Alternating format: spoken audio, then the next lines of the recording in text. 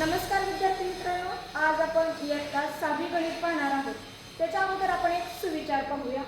सुविचार आहे, तुमचा आजचा छोटासा प्रयत्न भविष्यातील मोठ्या यशाची पायाभरणी आहे।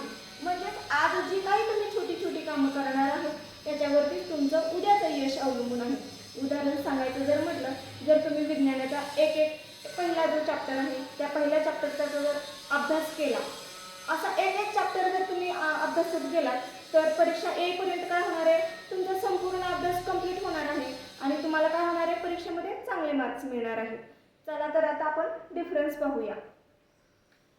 2 डायमेन्शनल शेप आणि 3 डायमेन्शनल शेप मधला आज आपण डिफरन्स पाहणार आहोत। त्याच्यामध्ये पहिला जो पॉइंट आहे तो पाहणार आहोत। The common point of two sides is a vertex. म्हणजे खाली डायग्राम दिलेले आहे, त्या डायग्रामच्या आधारे तुम्हाला समजून सांगते। Common point of two sides म्हणजे ही एक साइड घेतली आणि ही एक साइड घेतली, त्या दोन साइड मधला हा एक आहे कॉमन पॉइंट आहे आणि ह्या कॉमन पॉइंटला काय म्हटलं जातं, व्हर्टेक्स असं म्हटलं जातं। तर 3 डायमेन्शनल शेप मध्ये काय सांगितलेले ते पाहूया। A common point of 3 or more edge is a vertex. 3 किंवा 3 पेक्षा जास्त बाजू ज्या एज आहे त्यांचा जो कॉमन पॉइंट आहे त्याला व्हर्टेक्स म्हटलं जातं। ह्या डायग्रामचा जर विचार केला, ही वरची एक बाजू पाहिली, त्यानंतर ही बाजू आणि ही, याच्यामध्ये हा काय आहे, एक कॉमन पॉइंट आहे व्हर्टेक्स।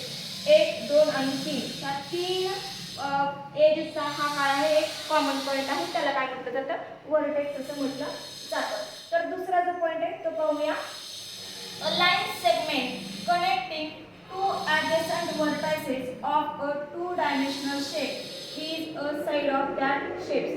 आता टू डायमेन्शनल शेप मध्ये जे दोन शेजारील व्हर्टेक्स आहेत, इथे एक व्हर्टेक्स आहे, इथे एक व्हर्टेक्स आहे, हे जे दोन शेजारचे व्हर्टेक्स आहेत यांना जोडणारी जी लाईन सेगमेंट आहे त्याला काय म्हणतात, साइड असं म्हटलेलं आहे। तर 3 डायमेन्शनल मध्ये पाहूया।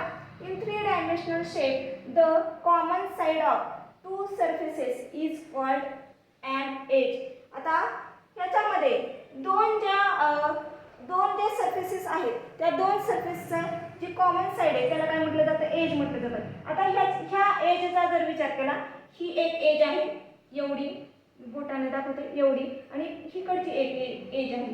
ह्या दोन सरफेसची ही एक काय आहे, एज आहे, एक काय आहे, कडा आहे। तिसरा पॉइंट पाहूया। A two dimensional shape has only one surface. 2 dimensional shape मध्ये फक्त एक आणि एकच काय असतो, सरफेस असतो, एकच काय असतो, पृष्ठ असतो।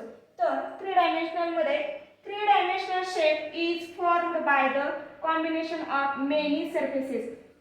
3 डायमेन्शनल मध्ये काय असतं, अनेक पृष्ठांचा समूह असतो, अनेक पृष्ठांचं काय असतं, कॉम्बिनेशन त्यामध्ये असतं। उदाहरण आपण पाहिलेले, खाली एक रेक्टेंगलचं उदाहरण दिले आणि एक काय मी खाली दिले 3 डायमेन्शनलचं क्यूबॉइडचं दिलेलं आहे।